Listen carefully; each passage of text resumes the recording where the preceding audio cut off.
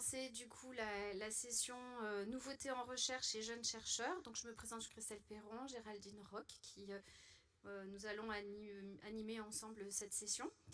Et pour ne pas perdre de temps, nous allons inviter la première présentatrice qui s'appelle Margot Blanchard et qui va nous parler de la variation du rythme cardiaque, post-apnée, hypopnée, risque cardiovasculaire et réponse à la pression positive continue.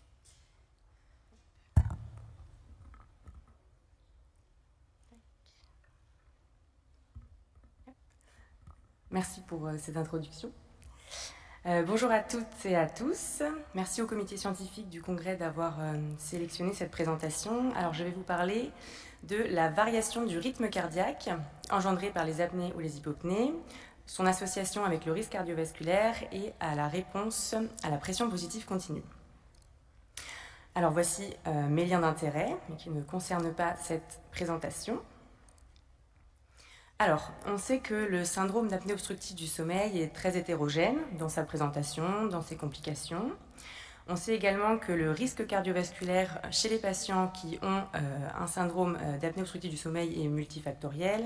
Et on sait aussi que l'indice d'apnée-hypopnée n'est pas suffisant pour stratifier ce risque cardiovasculaire chez ces patients. Donc il y a de nombreuses études qui l'ont montré. Et donc il y a un réel besoin de trouver des nouvelles informations, donc par exemple issues des enregistrements du sommeil, pour nous aider à stratifier ce risque cardiovasculaire. Dans ce sens, donc, de nombreuses équipes partout à travers le monde proposent des nouveaux marqueurs, donc que ce soit la charge hypoxique, le PIWAD, on en a beaucoup entendu parler lors de ce congrès. Il y a également ce marqueur qui est la variation du rythme cardiaque qui est engendrée par les apnées ou les hypopnées, donc qui représente un petit peu la réaction du système autonome. C'est un marqueur qui a été proposé par l'équipe du docteur Azar Barzin, donc une équipe américaine. Et ils ont montré, en divisant la population en 3 catégories, donc ceux qui avaient une réaction plutôt faible, ceux qui avaient une réaction plutôt moyenne et ceux qui avaient une réaction plutôt élevée, ils ont montré que les patients qui avaient une réaction faible ou élevée étaient associés à un surrisque cardiovasculaire. Ils ont également proposé donc, de prédire en fait, la réponse à la pression positive continue. Et donc pour cela, ils ont montré... Ils ont utilisé des patients, donc ils ont divisé les patients en 2 groupes, ceux qui avaient une réaction plutôt faible et ceux qui avaient une réaction plutôt élevée, donc en choisissant un seuil à 6 battements par minute. Donc c'était le seuil médian de leur population, et ils ont trouvé que les patients qui avaient un traitement donc par PPC voyaient leur risque cardiovasculaire diminuer par rapport à ceux qui n'avaient pas de traitement, mais seulement dans le sous-groupe des patients avec une variation du rythme cardiaque élevée, et non pas chez ceux qui avaient une variation plutôt faible. Après ajustement des modèles, ils ont eu le même résultat, mais cette fois-ci avec un seuil à 10 battements par minute. Donc ça, ce sont des résultats qui ont été trouvés sur des patients très spécifiques, puisque ce sont des patients avec des coronaropathies. Donc l'objectif de notre étude, c'est d'évaluer dans une cohorte clinique de patients SAOS non sélectionnés la valeur prédictive de ce marqueur de variation du rythme cardiaque vis-à-vis du risque de morbidité cardiovasculaire, de mortalité, donc les masses, et d'évaluer la réponse à la PPC. Alors pour faire cela, on a utilisé les patients de la cohorte sommeil des Pays de la Loire, donc de l'IRSR. Les patients ont été investigués par polysomnographie ou polygraphie ventilatoire entre 2007 et 2018. Les données sont appariées avec les données de l'assurance maladie, donc ce qui permet vraiment d'avoir tout le suivi des patients et donc l'incidence des masses notamment. On a retiré de l'étude les patients qui n'avaient pas d'appareillement avec les données d'assurance maladie, ceux qui avaient déjà eu des masses et ceux qui avaient un indice d'apnée-hypopnée inférieur à 5. Forcément, on étudie la variation du rythme cardiaque suivant les événements. Donc, on a retiré ceux qui ne faisaient pas beaucoup d'événements. Donc, on a travaillé avec 5116 patients. Et pour l'analyse en sous-groupe, donc pour étudier la réponse à la PPC, on a utilisé les patients qui avaient reçu un traitement donc, par PPC, donc 2745 patients. Voici une présentation de la population, donc qui est une population typique de patients SAOS, donc avec un âge médian à 53, une majorité d'hommes, souvent obèses, avec de fréquentes comorbidités cardiométaboliques, un NIH médian à 25, et on a calculé donc cette variation du rythme cardiaque engendrée par les événements, et on a trouvé un seuil à 11. Après un suivi médian de 8 ans, on a répertorié 788 cas de MAS. Donc MAS, hein, c'est une variable combinée de coronaropathie, d'AVC, d'insuffisance cardiaque et de mortalité toute cause. Voici les résultats qu'on a obtenus. Donc on a divisé notre population en 3 catégories. Donc les patients qui avaient une variation plutôt faible, plutôt moyenne et plutôt élevée. Et on a utilisé des modèles de Cox ajustés, et on a trouvé que les patients qui avaient une variation plutôt faible et plutôt élevée avaient un surrisque cardiovasculaire par rapport aux patients qui avaient une variation plutôt moyenne. Donc même conclusion que l'équipe américaine. On pourrait essayer d'interpréter un petit peu ce double sens. Donc peut-être que les patients qui ont une variation importante du rythme cardiaque pourraient être associés par exemple plutôt à une suractivation du système autonome ou une réponse excessive à des événements plus sévères, tandis qu'une faible variation du rythme cardiaque pourrait plutôt être liée à une réaction insuffisante, des événements peut-être moins sévères, mais surtout quand on regarde les caractéristiques cliniques dans ce sous-groupe de la population, on a l'impression qu'ils sont un peu plus âgés, ils ont plus de comorbidités cardio-métaboliques, donc peut-être un risque cardiovasculaire qui va plutôt être lié non pas directement au SAOS, mais plutôt à un système autonome déjà abîmé. Ensuite, voici les résultats de la réponse à la PPC. Donc, on a pris les patients qui avaient eu une prescription de PPC. On a défini le fait d'être adhérent si la PPC était portée plus de 4 heures par nuit en moyenne courant tout le suivi. Et on a redivisé notre population en 3 groupes, donc ceux qui avaient une variation plutôt basse, plutôt moyenne et plutôt élevée. Et pour conclure sur ces résultats, on a vu que les patients qui étaient adhérents voyaient leur risque cardiovasculaire baisser comparé à ceux qui n'étaient pas adhérents, mais seulement dans le sous-groupe des patients qui avaient une variation du rythme cardiaque élevée, suivant les événements. Donc, comme même conclusion que l'équipe américaine, les patients qui ont un rythme cardiaque élevé une variation du rythme cardiaque élevée ont plus de chances de voir leur risque diminuer avec le traitement. Donc pour conclure sur cette présentation, la variation du rythme cardiaque engendrée par les apnées ou les hypopnées pourrait être utile pour identifier les patients atteints d'un syndrome d'apnée obstructive du sommeil qui sont exposés à un haut risque cardiovasculaire, et la variation du rythme cardiaque post-apnée-hypopnée pourrait également aider à identifier ceux dont le traitement par PPC pourrait réduire ce risque. Alors merci à toute l'équipe projet et merci de votre attention.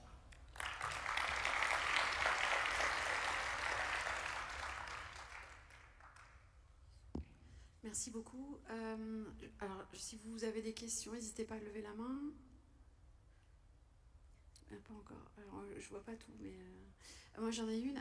Est-ce que cet indice de variabilité de la fréquence cardiaque, il est corrélé aux troubles cognitifs ou à la somnolence, par exemple?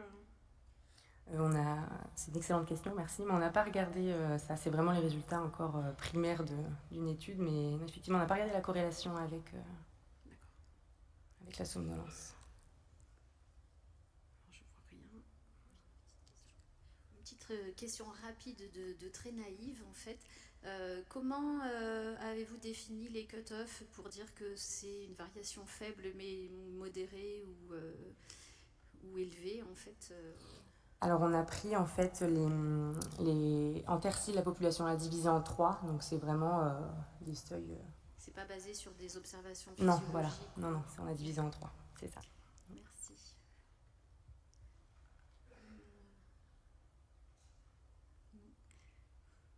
Bon, sinon criez si vous voulez poser une question, parce qu'on vous voit pas très bien.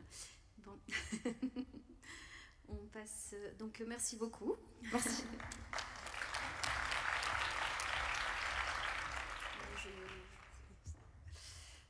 Je suis bien embêtée pour accueillir la prochaine présentatrice parce que j'ai trop peur d'écorcher votre nom, donc je vais vous laisser vous installer. Ah, Tu savais, en fait, tu m'as laissé le faire toute seule.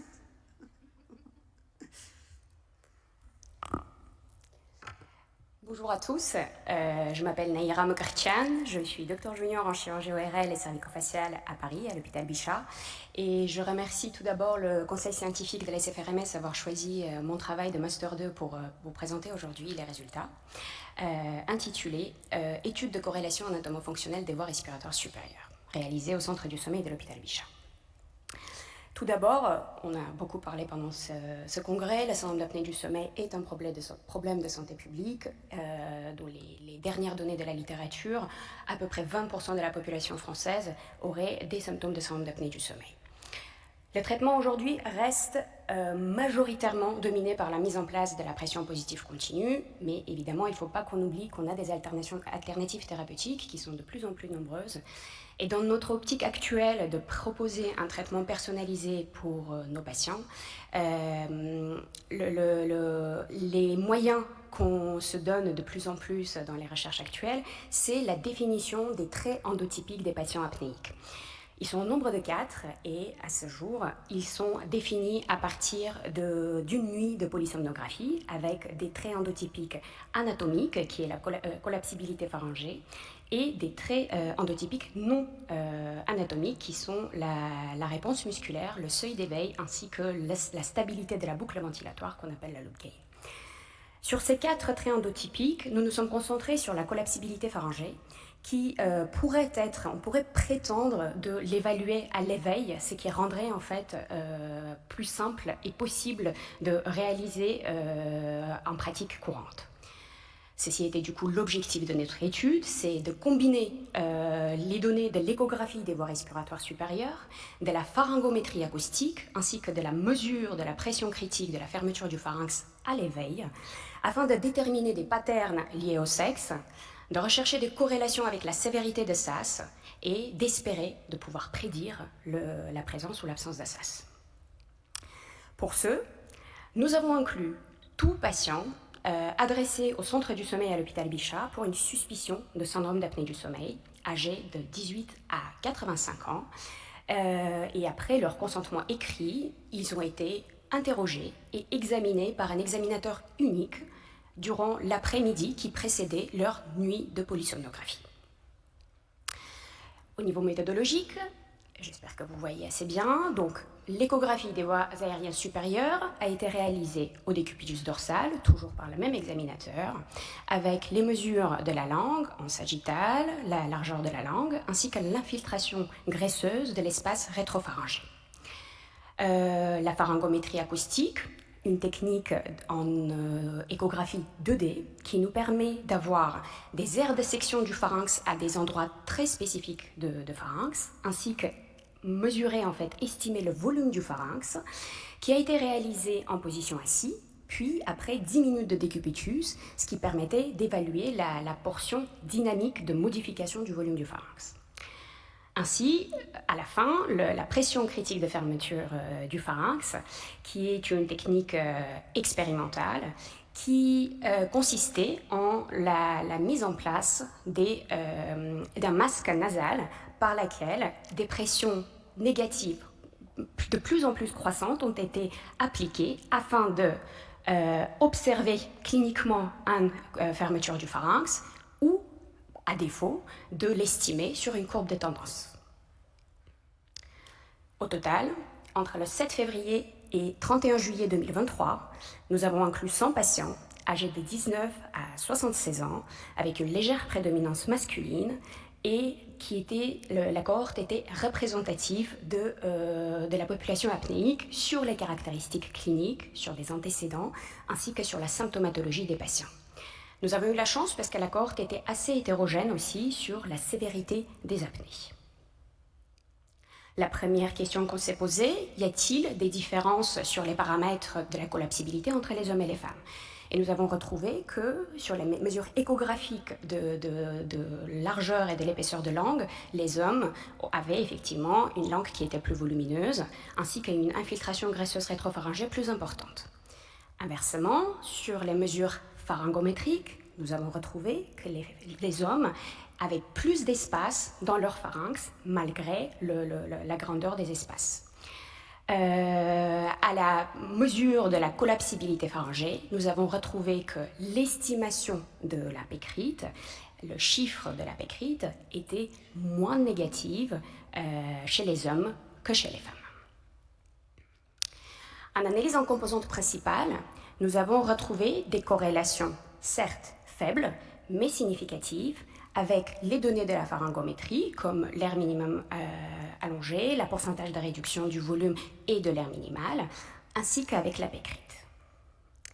Par la suite, nous avons divisé notre cohorte en des patients avec un SAS modéré à sévère, défini par un IAH supérieur ou égal à 15, et un petit groupe témoin.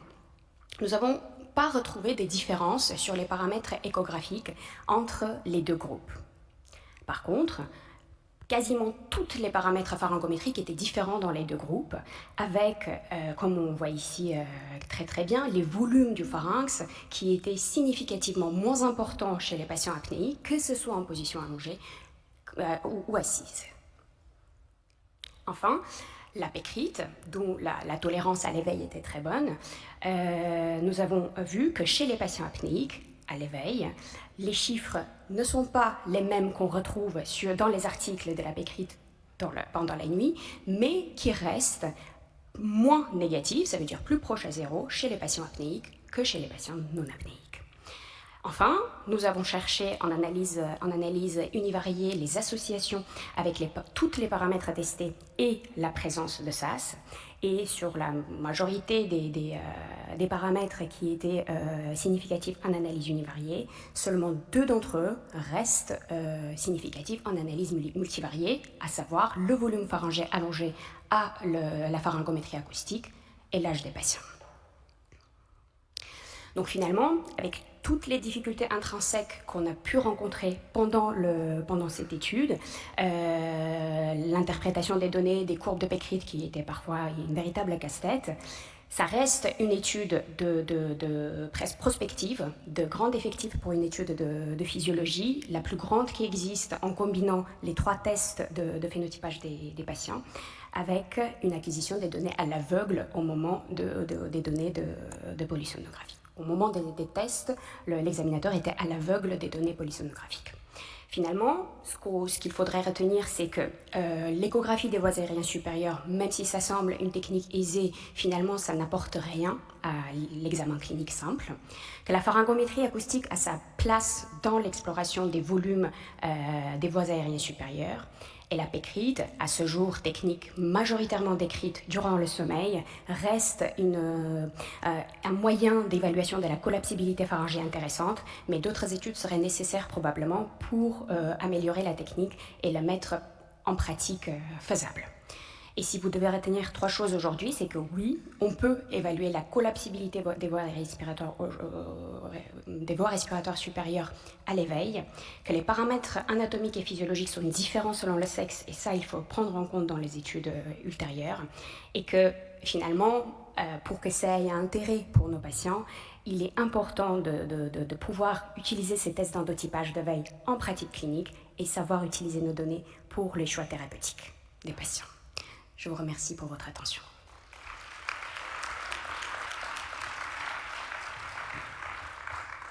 Merci beaucoup pour votre présentation. On a une minute pour une question. J'ai l'impression de voir des mains qui se lèvent, mais je ne suis pas sûre. Là. Ouais. Oui, merci pour la belle présentation. Si tu devais retenir un seul test à utiliser en pratique clinique, tu recommanderais lequel ? Aujourd'hui, avec les données qu'on a, ce sera probablement la pharyngométrie acoustique avec les données dynamiques, position assise puis allongée. Merci. Et du coup, pour prolonger cette question, c'est quelque chose que vous avez mis en pratique couramment? Enfin, c'est un examen qui est fait systématiquement maintenant pour les patients ou Alors, patients? Merci pour votre question. C'est un examen qui se fait systématiquement à l'hôpital Robert Debré pour les enfants. C'est vraiment une pratique qu'a l'équipe de professeur Delclos et qui m'a appris la technique et qui m'a prêté le pharyngomètre. Il faut savoir que la pharyngométrie acoustique n'est pas remboursée par la sécurité sociale, donc ça reste un examen qui est difficile à mettre en place en pratique clinique, mais on espère qu'avec les résultats qu'on a pu avoir sur une étude prospective, on pourra avoir un remboursement ainsi que les appareils pour le faire au quotidien. D'accord, merci.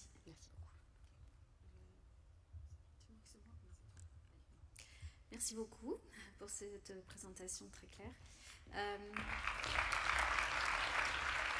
Nous allons accueillir le prochain intervenant, qui est Thibaut Ancel, et qui va nous parler de la lumière rouge qui influence la veille et le sommeil chez la souris.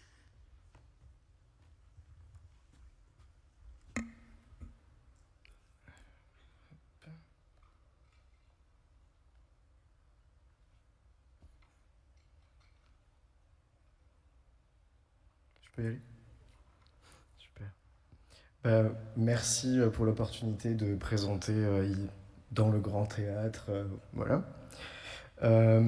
Aujourd'hui, je vais vous parler effectivement de la lumière rouge qui influence la veille et le sommeil via la phototransduction mélanopsynergique. Et cette étude est réalisée chez la souris. Donc je pense que vous le savez tous, on est de plus en plus exposé aux lumières artificielles. On sait que ces lumières peuvent avoir des effets néfastes si elles sont utilisées à des moments inappropriés, mais paradoxalement, on les utilise aussi, notamment dans la luminothérapie, pour traiter certaines pathologies. La lumière va permettre de réguler le sommeil via deux grands processus, le processus circadien, qui correspond à la variation finalement des rythmes biologiques sur 24 heures. Et plus récemment, dans notre équipe, nous proposons que la lumière a également des effets directs de régulation qui ne dépendent pas justement du processus circadien. Petit rappel d'anatomie, la lumière rentre au niveau de la rétine où elle va être captée par différentes cellules photoréceptrices. Donc vous avez le bâtonnet qui va être je vais pas faire la souris, qui va être en fait particulièrement sensible à la lumière verte. Et chez la souris, on va retrouver deux types de cônes, le cône S et le cône M, qui sont respectivement sensibles à la lumière ultraviolette et également à la lumière plutôt verte pour le cône M. Plus récemment, on a découvert un nouveau type de cellules ganglionnaires, les cellules ganglionnaires intrinsèquement photosensibles, qui ont un pic de sensibilité spectrale dans le bleu. Et il faut aussi savoir que ces différents photorécepteurs ne vont pas tous avoir la même sensibilité aux différentes intensités de la lumière, et que le bâtonnet, lui, par exemple, va être plutôt impliqué dans la détection des faibles intensités, alors que toutes les autres cellules photoréceptrices, elles, vont être impliquées dans la détection des fortes intensités. Et enfin, les effets de la lumière dépendent également de ces paramètres, à savoir le moment circadien d'exposition, sa durée, son intensité, et également la longueur d'onde, et aujourd'hui, on va plutôt parler de la longueur d'onde. Il faut savoir que le rouge, c'est une lumière qui est considérée sans effet. Chez l'homme, elle est utilisée comme contrôle dans les études qui s'intéressent aux effets de la lumière sur le sommeil, et chez l'animal, on l'utilise même en remplacement de l'obscurité en animalerie. Il y a très peu d'études. Chez l'homme, il y a celle-ci qui a été réalisée en collaboration avec notre équipe, qui a exposé des sujets sains à 5 minutes de lumière rouge, verte ou bleue, et ils ont montré qu'il y avait une facilitation de l'endormissement lorsque les individus étaient exposés à la lumière rouge, mais pas lorsqu'ils étaient exposés aux autres lumières. Chez l'animal, il y a cette étude qui a exposé des animaux à la nuit subjective, à de la lumière rouge ou blanche, et ils ont montré que la lumière rouge, comme la lumière blanche, pour des intensités supérieures ou égales à 20 lux, avait un effet hypnogène pendant l'exposition. Donc, ce que nous on fait au laboratoire, c'est qu'on utilise des souris C57 Black 6, uniquement des mâles, et on les implante avec des électrodes d'électrocorticographie et d'électromyographie.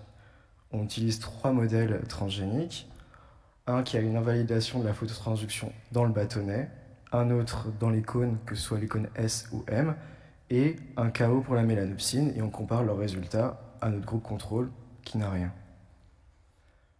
Après la chirurgie, les souris elles sont de manière générale exposées à une condition basale 12 heures de lumière blanche, 12 heures d'obscurité, et ensuite, nos conditions expérimentales, tous les 8 jours, c'est d'exposer les souris à 1 heure de lumière rouge, 1 heure d'obscurité, en alternance sur 24 heures. Et ça a déjà été publié dans l'équipe en lumière blanche, et ça nous permet d'étudier les effets directs de la lumière en fonction du moment circadien, et on rajoute la complexité du coup des différentes intensités de lumière rouge. Vous avez ici les résultats pour le groupe contrôle, avec la quantité de sommeil lent au cours du temps, lorsqu'ils sont exposés à 12 heures de lumière, 12 heures d'obscurité. Oups. Et ce qu'on observe, c'est que globalement, le sommeil de la souris, il est polyphasique et il est plus important lors des périodes lumineuses, ce qui est normal puisque la souris est un animal nocturne. Si on passe maintenant aux différentes intensités de lumière rouge, ce qui est intéressant, j'ai perdu la souris, c'est que ici, en fait, on va avoir une augmentation des quantités de sommeil lent lorsque les animaux sont exposés à la lumière rouge, mais uniquement en début de nuit subjective. Donc on montre pour la première fois qu'il y a clairement un effet de la lumière rouge et qui dépend d'un certain moment dans la journée. On a ensuite voulu quantifier ces effets, et ce qu'on a fait, c'est qu'on a réalisé les sommes des quantités de sommeil lent ici, ici et ici, pour chaque intensité, et on les a comparées au même point pour la condition de base, et on observe que la lumière a un effet qui dépend également de la dose. Pour les modèles transgéniques, pour le modèle qui a une déficience dans ses bâtonnets et les modèles qui ont une déficience dans leur cône, en fait, on a des résultats qui sont assez similaires, et donc nous concluons qu'il n'y a pas d'implication des bâtonnets et des cônes. Alors, pour le bâtonnet, il faut savoir que c'est ce que je vous ai dit avant, il détecte les faibles intensités, on n'était pas forcément étonné, mais pour les cônes, sachant que finalement le cône M est le plus à même de détecter la lumière rouge, c'était quand même quelque chose auquel on ne s'attendait pas.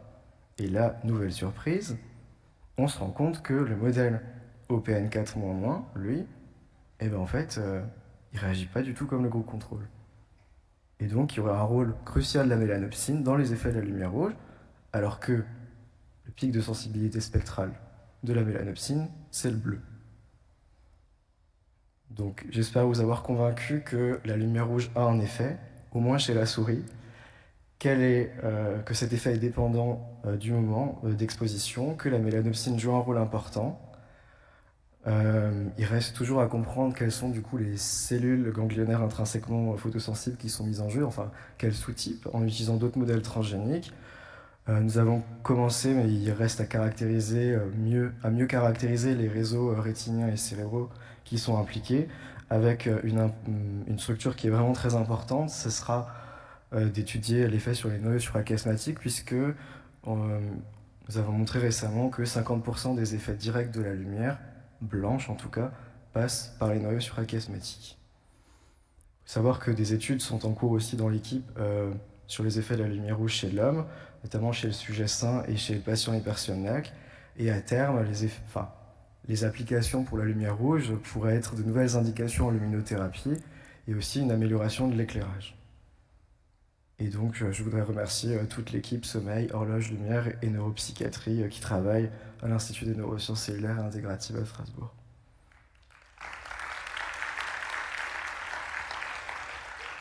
Des questions dans la salle?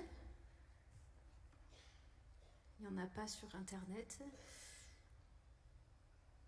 Ah, là, ici, oui. Devant.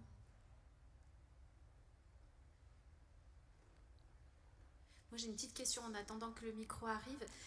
J'avais l'impression que dans les phases d'obscurité qui suivent cette alternance avec la lumière rouge, les valeurs de sommeil étaient moins importantes que chez les contrôles. Est-ce que c'est la dynamique de changement de lumière qui pourrait expliquer ça, ou est-ce que finalement c'est vraiment la lumière en soi? Ça pourrait être le fait que les souris ont tellement dormi dans le pulse de lumière que finalement après elles vont pas aller redormir tout de suite, etc. Après, ça pourrait être un effet aussi du pulse d'obscurité en lui-même. Merci. Marie-Pierre? Oui, merci beaucoup. Moi, j'ai une question très naïve. J'ai deux questions en fait. Est-ce que les souris génétiquement modifiées que vous utilisez spontanément ont des anomalies de leur rythme, de leur chronobiologie? Première question. Et deuxième question, est-ce que les résultats que vous observez ne mériteraient pas d'être confortés par d'autres modèles d'animaux où c'est des chaos conditionnels ou des chaos temporaire pour pouvoir vérifier que ce n'est pas le modèle animal en lui-même qui porte? Alors pour tout ce qui est recalage sur le rythme, etc., les animaux sont très bien calés, il n'y a pas de souci par rapport à ça, on a vérifié. Et avant chaque enregistrement de lumière rouge, il y a à chaque fois un enregistrement 12 heures de lumière, 12 heures d'obscurité qui permettent de vérifier que justement il n'y a pas de décalage ou qu'on n'induit rien du tout en faisant les expositions en 1-1, qui ont d'ailleurs l'avantage d'être sur 24 heures, donc c'est aussi assez bien pour recaler le rythme. Et alors, nos modèles ont aussi la particularité, c'est-à-dire qu'ils ne naissent pas avec leurs cônes et leurs bâtonnets qui sont détruits et une rétine où il y a des trous, etc. En fait, les cellules vont se mettre en place, et d'ailleurs elles sont maintenues, et ça va être en fait la transducine qui ne va pas transmettre le signal dans le cône et le bâtonnet. Donc, ça permet quand même d'avoir une rétine qui est assez intègre et qui n'est pas modifiée. Et ces remaniements n'interviennent que 3 mois après la naissance, et donc finalement c'est pas constitutif de la naissance. Merci beaucoup. Je suis désolée, il va falloir qu'on passe à la présentation suivante, mais peut-être que vous pouvez aller voir Thibaut à la fin de la session pour poser votre question. Et puis on va accueillir maintenant Marie Pelou.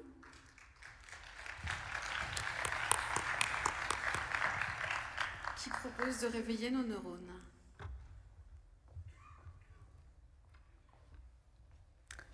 Bonjour à tous et à tous. Alors, hop. Donc, je vais vous parler aujourd'hui, si ça veut bien se lancer, de l'impact d'un entraînement neurofeedback par EEG sur la capacité de maintien d'éveil et la somnolence chez des sujets sains.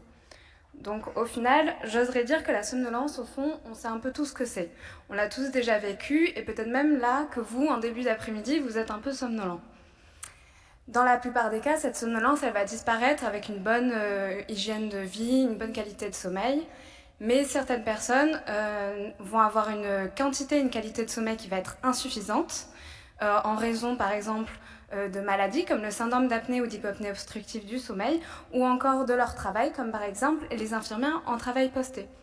Il devient alors primordial pour ces personnes d'aller trouver des contre-mesures efficaces pour venir faire diminuer cette somnolence diurne qui sera alors excessive, et tous les déficits associés et les répercussions qui peuvent être accidentelles, dangereuses et avoir un risque sur la vie.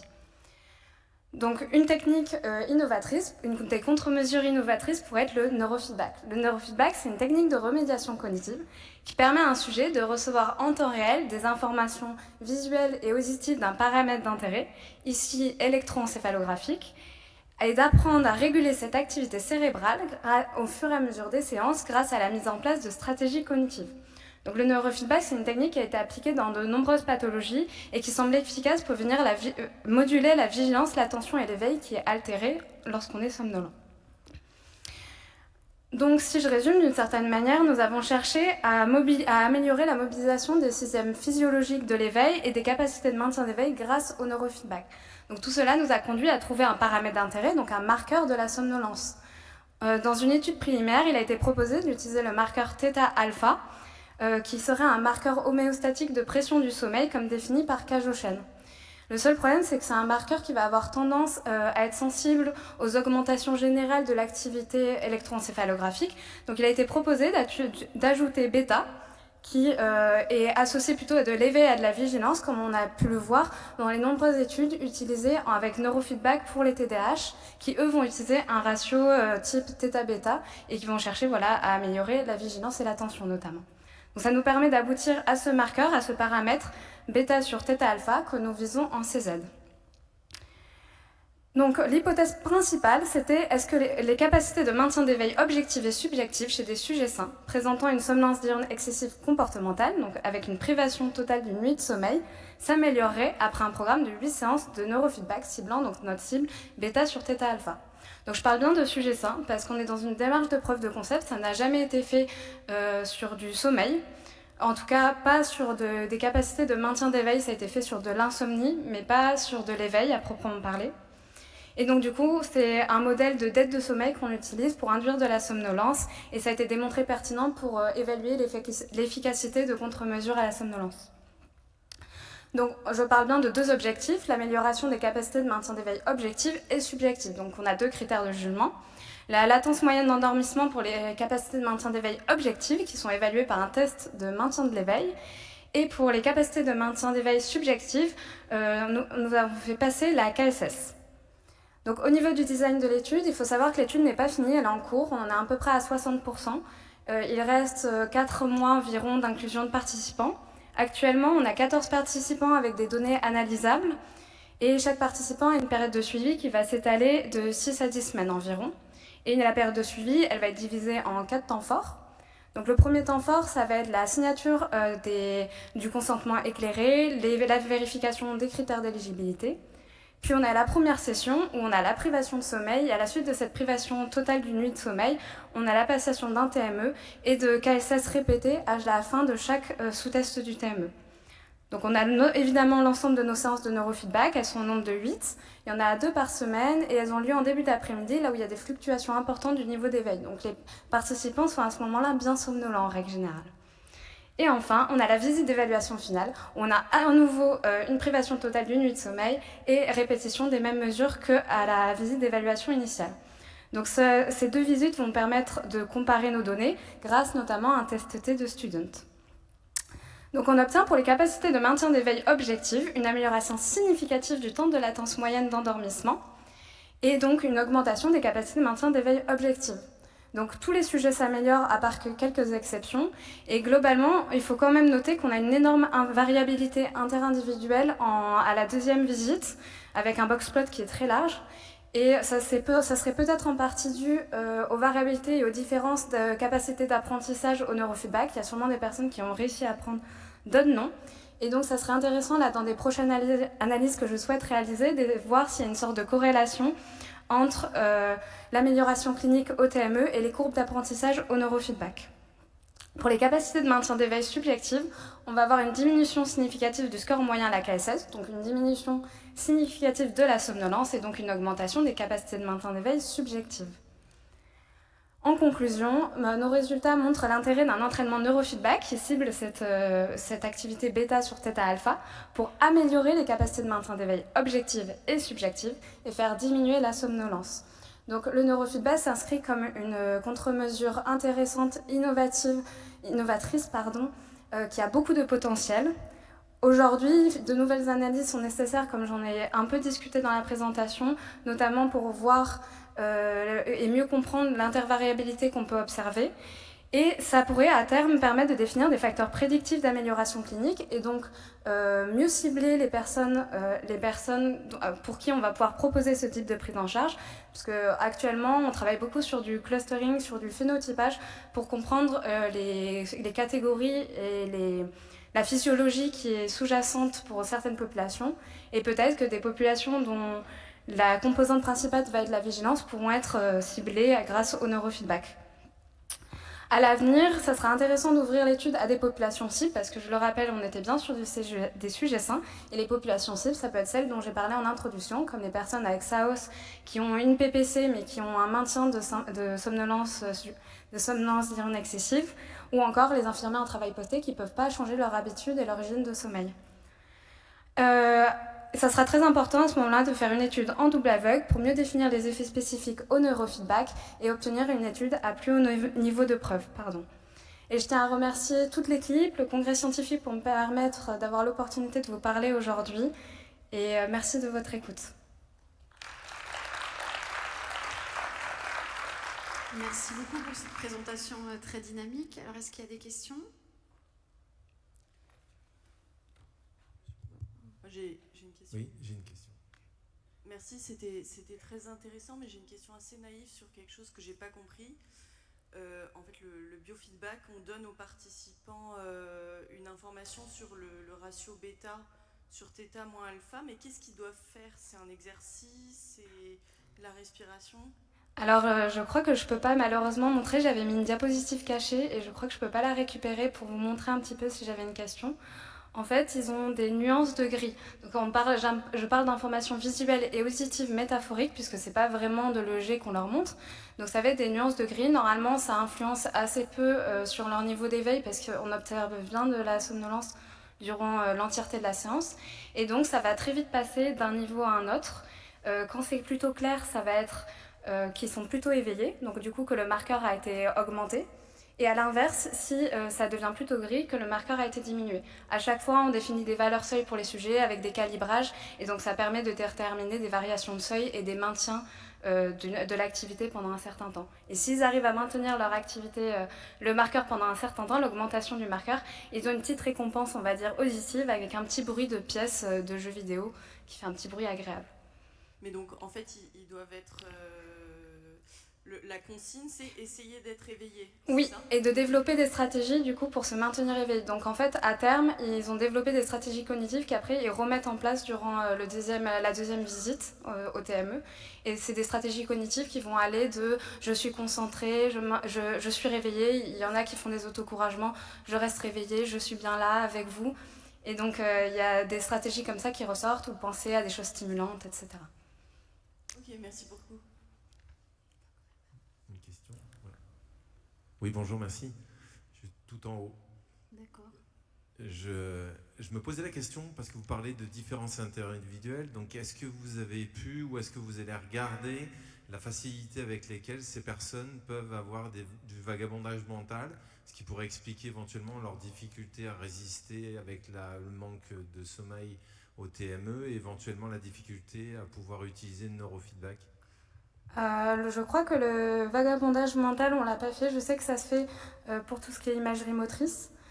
Mais il me semble que c'est pas dans nos questionnaires. Par contre, ce qu'on va évaluer, c'est les méthodes d'apprentissage, c'est-à-dire s'ils sont plus kinesthésiques, visuels, etc.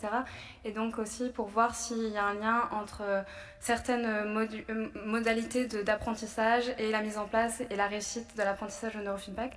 Mais en tout cas, c'est très intéressant et je penserai à jeter un coup d'œil. Merci. Merci beaucoup. On va du coup enchaîner. Merci beaucoup Merci. pour votre présentation. Et je vais donc appeler Estefania Vargas González qui va venir nous parler de ses travaux et de l'augmentation des soupirs pendant le sommeil.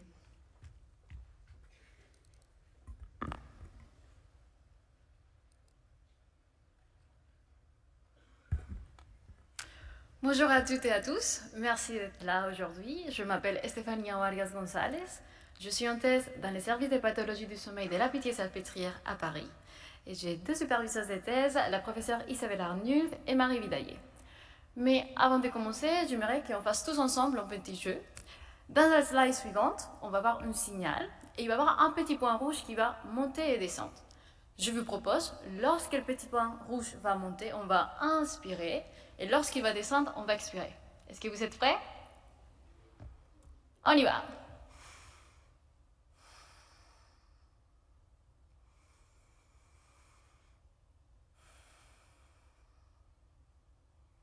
Très joli soupir. Aujourd'hui, je vais vous présenter l'augmentation des soupirs pendant le sommeil comme biomarqueur de l'atrophie multisystématisée. Comme vous savez bien, les maladies neurodégénératives se divisent en différentes familles en fonction de la protéine ou du mécanisme qui est en jeu.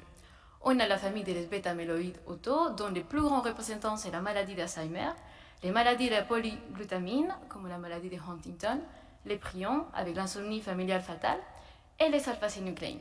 Et aujourd'hui, on va se concentrer dans ce type de famille. C'est quoi l'alpha-synucléine? C'est une protéine qu'on a tous ici, dans notre cerveau. C'est une protéine naturelle qui sert à de multiples fonctions. Mais des fois, pour des raisons inconnues, elle va changer physiquement. Il va former des trimères, il va s'agréger à l'intérieur de la neurone, il va produire la mort des neurones. En effet, en fonction de la localisation de l'agrégation de la protéine, on va avoir différentes pathologies. Si on a l'agrégation dans le nucléus subcellulus, on va parler du trouble de comportement en sommeil paradoxal et on va l'appeler tout le long avec l'abréviation RBD. Mais c'est quoi l'RBD? Vous n'avez pas. Ok.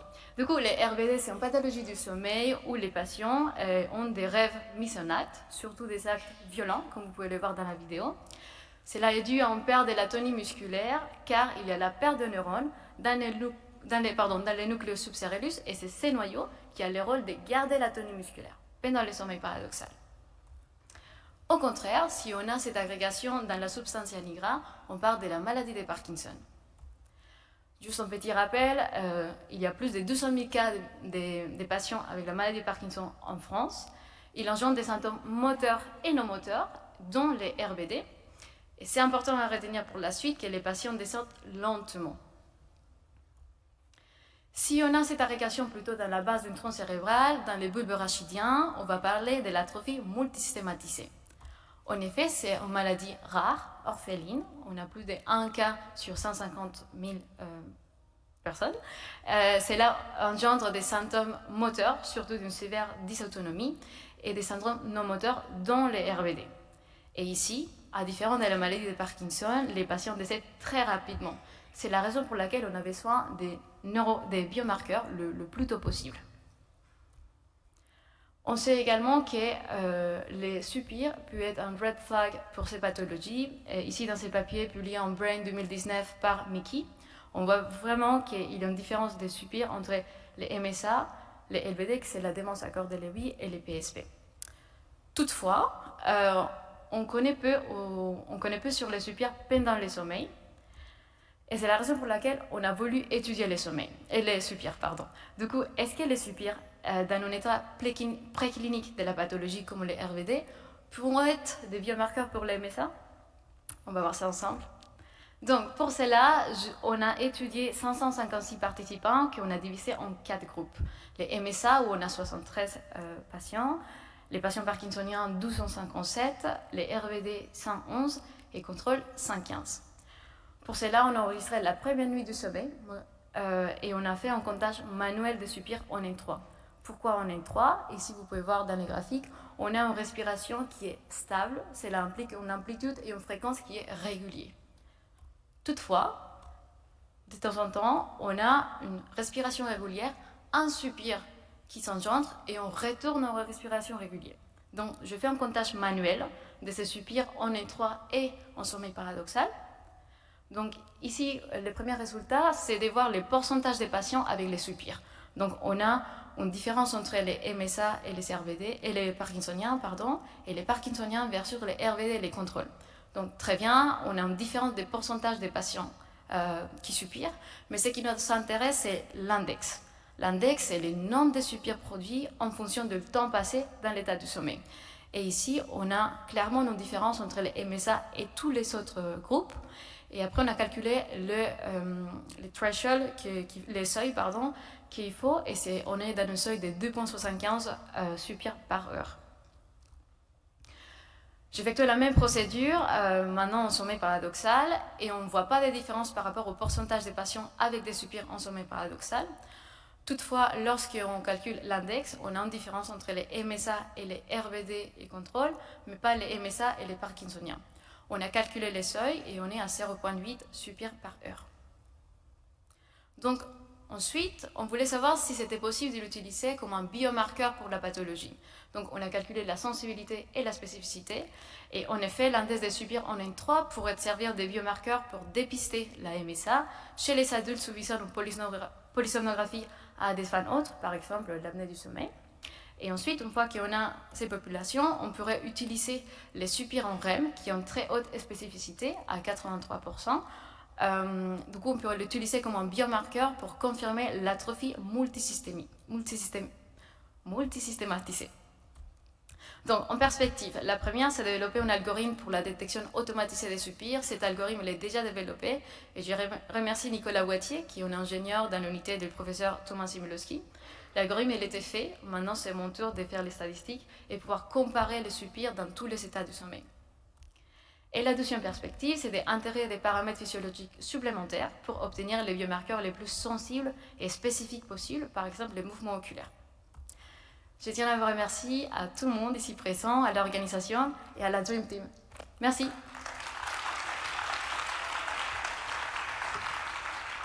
Est-ce qu'il y a des questions? Moi, j'ai une petite question vraiment très naïve. Est-ce qu'ils font plus de soupirs aussi pendant l'éveil? Alors, je vais donner la réponse dans quelques mois, parce que grâce à l'algorithme, on pourra vraiment faire la différence dans tous les états du sommeil. Donc, actuellement, je ne sais pas.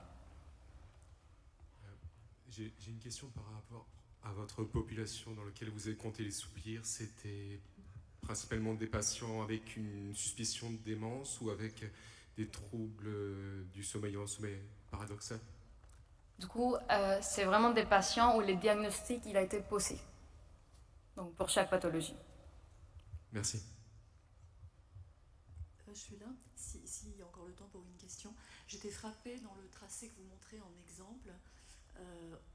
Après le soupir, dans le cas du patient MSA, on voit une petite instabilité de la respiration qui témoigne d'une augmentation du loop gain. Est-ce que c'est quelque chose que vous avez observé uniquement chez les MSA ou c'est quelque chose de non spécifique? Alors, on a deux cas de figure de soupir. Un soupir qui se produit et un retour à la régularité des respirations. C'est plutôt la majorité des cas. Toutefois, il y a d'autres cas où on a le soupir, une petite apnée qui s'induit et ensuite la respiration devient régulière. Mais la grande majorité des soupirs, c'est comme celui-là. Ça veut dire soupir, puis la respiration y revient régulière. Ok, merci beaucoup. Merci à vous. On va accueillir maintenant notre dernier orateur. Le tube du Aladdin. Alors vous inquiétez pas si la sonnerie retentit, on a commencé un petit peu en retard.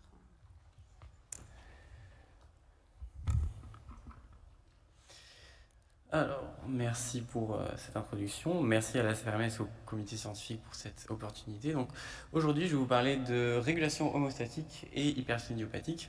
Donc, résultat préliminaire d'une étude menée au CHU de Montpellier. Voici mes liens d'intérêt. Donc, vous n'êtes pas sans savoir que l'hypertonie idiopathique est une pathologie neurologique rare qui se caractérise par un sommeil de nuit allongé, une somnolence diurne excessive, une inertie au réveil, la présence de sieste également non rafraîchissante et généralement longue. Donc la cause est inconnue et le diagnostic est posé après exclusion des diagnostics différentiels. Donc la littérature suggère qu'il pourrait y avoir une dysrégulation de la régulation du sommeil justement. Et donc en suivant le modèle à deux process, la régulation est soit circadienne, soit homéostatique. On s'est intéressé à ce dernier point. Donc la régulation homéostatique, processus homéostatique, peut être approché via l'activité en ondes lentes, avec donc une composante veille, donc une accumulation de pression de sommeil pendant la veille, et donc un rebond au début de nuit d'autant plus important que la période de veille préalable était longue, et une composante sommeil, donc avec une décroissance de l'activité en ondes lentes pendant le sommeil. Donc oui, pardon, Slow Wave Activity, en anglais SWA, à chaque fois ça voudra dire activité en ondes lentes. Donc la littérature ne dit pas grand-chose sur le sujet. On peut mentionner 7 études de 2000 de Emilia Sforza qui étudie donc cette décroissance des ondes lentes dans 10 HI versus 10 contrôles et retrouve donc une décroissance préservée de l'activité en ondes lentes dans l'HI avec cependant une diminution significative de l'activité en début de nuit. Donc on peut quand même reprocher à cette étude de se baser sur des petites cohortes et sur des HI diagnostiqués uniquement sur le critère TIL. Donc notre objectif va être étudier de notre côté la régulation homéostatique via l'activité en ondes lentes dans l'HI versus des contrôles en conditions de sommeil ad libitum. Donc notre population HI est basée sur des sujets avec une plainte primaire d'hypersomnolence sans traitement avec une forte suspicion d'HI. Ils viennent au labo pour une polysomnographie de contrôle suivie de TIL modifiés. Donc on les réveille après 1 minute de sommeil pour préserver justement cette pression de sommeil, suivi d'un enregistrement continu de 32 heures qu'on appelle le bed rest au lit strict où l'on retire tous les synchroniseurs circadiens. Le diagnostic est effectué selon l'ICSD-3 et on sélectionne dans cette population nos longs dormeurs sévères, donc c'est-à-dire qu'ils dorment largement plus que 19 heures sur les 32 heures du bed rest. En parallèle, on a une population de contrôle sain, sans plainte de sommeil, qui ont les mêmes tests neurophysiologiques. Donc, pendant ce bed rest, évidemment, on mesure le G. Sur une dérivation centrale, on calcule la puissance du delta sur l'ensemble du bed rest. Donc, pour étudier la composante sommeil du processus homéostatique, on regarde tout simplement la distribution de ces ondes lentes sur l'ensemble des 32 heures et en particulier leur décroissance sur la première nuit. Pour étudier la composante veille du processus homéostatique, on a utilisé 2 approches. Donc, tout d'abord, on vient détecter tout ce qui correspond à un rebond d'activité en ondes lentes pendant la journée, donc sur la base d'un seuil, tout simplement. Et à chaque fois, on vient regarder ce qui se passe au préalable en termes de durée préalable à ce rebond. Pour avoir la logique un peu inverse, on vient aussi regarder tous nos épisodes de veille, wake-bout, et à chaque fois, on vient regarder dans le sommeil qui suit comment est l'activité en ondes lentes. Voilà. Notre population comprend 40 patients HI versus 21 contrôles similaires en âge en IMC. Les HI avaient davantage de femmes, un Epworth plus élevé, une BDI plus élevée. Donc jusque-là, tout est normal. En regardant rapidement la structure, donc l'architecture du veille-sommeil sur les 32 heures dans nos deux groupes, on constate donc chez les contrôles une architecture logique nuit 1, nuit 2 avec un petit rebond qui correspond à une sieste au milieu. Chez la HI, c'est beaucoup plus flou, un continuum un peu flou entre la première nuit et la journée, où on constate quand même qu'on a cette zone, la forbidden zone pour le sommeil, qui est déterminée à la fois par le processus homéostatique et circadien, qui semble conservée dans la HI, même si elle est apparemment moins stricte, puisqu'il y a quand même du sommeil qui vient perturber cette zone. Quand on regarde les ondes lentes, donc par fenêtre de 2 heures, donc chez les contrôles d'abord, on constate que ça suit logiquement l'architecture du sommeil, décroissance la nuit 1, décroissance la nuit 2, un petit rebond au niveau de la sieste. Chez les HI, ce qui se passe n'est pas aussi clair, puisque notamment au niveau de la nuit 1, on constate bien cette décroissance initiale des ondes lentes, avec une persistance, voire un rebond en fin de nuit ou en milieu de matinée, alors que quand on regarde en face, il y a très peu toujours de veille, donc les patients en fait sont toujours endormis à ce moment-là. Donc quand on compare les deux groupes, on constate cette différence significative avec cette persistance des ondes lentes en fin de nuit, voire un rebond en milieu de matinée, ce qui est en accord avec la littérature qui rapporte davantage d'épisodes de sommeil lent profond chez les HI en matinée. En revanche, on ne retrouve pas ce résultat de Sforza de la diminution des ondes lentes en début de nuit, même quand on regarde seulement ce qui était le cas de leur population, les HI somnolents otiles. Ensuite, pour la composante veille, donc comme je l'ai rappelé par ce petit schéma, tout d'abord on a regardé tout ce qui correspondait à un rebond d'ondes lentes et on a regardé comment il se distribuait sur les 32 heures et la durée de veille préalable à ce rebond. Donc ce qu'on a pu constater, c'est que les HI avaient davantage de rebonds d'ondes lentes en journée, donc évidemment on a ce gros pic en début de nuit 2 qui est tout à fait normal, davantage de rebonds en journée, et que ces rebonds étaient précédés de périodes de veille bien plus courtes que dans les contrôles. Donc en d'autres termes, les HI ont l'air d'avoir besoin de moins de veille pour avoir un rebond d'ondes lentes. La seconde approche, on regarde tous nos wake-bouts, et on regarde dans le sommeil qui suit comment est l'activité en ondes lentes. Dans chaque groupe, on classe ça par la durée de ces wake-bouts. Donc on constate cette croissance qui est normale, donc plus on est réveillé, plus on a d'ondes lentes dans le sommeil qui suit. En revanche, la tendance qui se dégageait, c'est qu'à durée de veille équivalente, les HI ont l'air d'avoir davantage d'ondes lentes dans le sommeil qui suit. Donc finalement, ces résultats ont l'air de suggérer quand même une dysrégulation homéostatique dans l'hypersomnie idiopathique. Donc je le rappelle, notre population constituée de HI sévères, bien diagnostiqués. On se focalise seulement sur des longs dormeurs, par contre. Donc on peut citer ça comme une de nos limites. On trouve une slow activity, une activité tendance résiduelle, voire un rebond à la fin de la nuit, ce qui pourrait expliquer l'inertie en conditions écologiques, puisque les sujets doivent se réveiller pour aller au travail, donc prématurément à ce rebond, donc ils ont encore des ondes lentes à ce moment-là. On trouve également que les HI ont à durée de veille égale une activité en ondes lentes supérieure dans le sommeil qui suit, et que les rebonds d'ondes lentes étaient précédés de périodes de veille beaucoup plus courtes. Donc ces résultats ont l'air de suggérer qu'il y aurait éventuellement une accumulation anormalement rapide de la pression de sommeil pendant la veille dans l'hypersomnie idiopathique, ce qui pourrait expliquer la somnolence diurne excessive, éventuellement, et le besoin de faire des siestes la journée. Et donc j'ai essayé de faire un petit modèle hypothétique, ici, dans la HI, où malgré des siestes à répétition pendant la journée, derrière, la pression de sommeil remonte en flèche, ce qui fait qu'à la fin de la journée, ils sont toujours somnolents, ils ont une pression élevée, donc ils font un sommeil de nuit allongé. Donc il y a encore beaucoup à étudier, d'autres marqueurs qu'on pourrait regarder, comme on a envie de regarder le θ, la contamination de la veille par le θ à la journée, ou par exemple l'inertie au réveil avec les ondes lentes en termes de sommeil local, par exemple. Voilà, donc merci pour votre attention. Merci à l'ensemble de l'équipe à Montpellier pour leur bienveillance.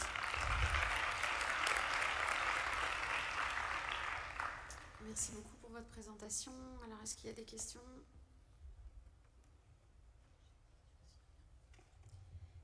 Moi, j'ai une petite question, en fait. J'avais pas ça en tête, mais il me semble dans l'étude d'Emilia Sforza, on voit le profil du spectre, notamment dans le premier épisode de Sommeil lent, qui m'a l'air différent de celui de... Alors, en intensité, effectivement, en amplitude, mais aussi en forme. On a l'impression qu'il y a 2 pics. Est-ce que c'est quelque chose que tu as observé aussi dans tes études, ou est-ce que tu n'as pas regardé? Alors, j'ai une forme un peu différente, en fait, une composition un peu différente. En effet. En fait, j'ai pas forcément cherché à reproduire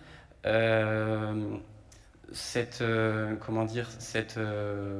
analyse qu'ils ont faite d'aligner sur les cycles successifs, parce que typiquement, on pourrait penser par exemple qu'en début de nuit, ayant moins de sommeil paradoxal, en fait là, bon, c'est hypothétique, sûrement que dans le design de l'étude ils ont fait ça mieux, mais par exemple ils auraient pu prendre deux cycles où il n'y avait pas de SP, du coup ils ont considéré que c'était un cycle, ce qui fait qu'il y a 2 pics successifs, et vu qu'ils ont aligné sur le cycle et pas sur le temps ou l'heure, ça donne ce type d'image là. Parce que bon, voilà, les cycles sont, même si on dit 90 minutes, ils sont de durée variable, et donc le fait d'aligner sur le cycle, je pense que si on fait un long cycle avec beaucoup d'ondes lentes, ça va plus contribuer à dissiper la pression de sommeil que si on fait un petit cycle avec peu d'ondes lentes. Du coup, d'aligner sur les cycles a quand même ses limites en ce sens. Donc j'ai pas cherché à refaire cette figure-là. Tu vois pas de composition particulièrement différente? Non.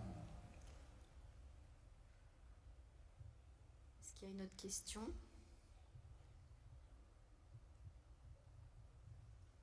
Non? J'ai pas l'impression. Ouais. Eh ben, merci beaucoup. Bravo à tous nos jeunes chercheurs. On est ravis d'avoir pu leur donner un peu plus de visibilité dans cette session. Voilà, c'est la relève qui arrive.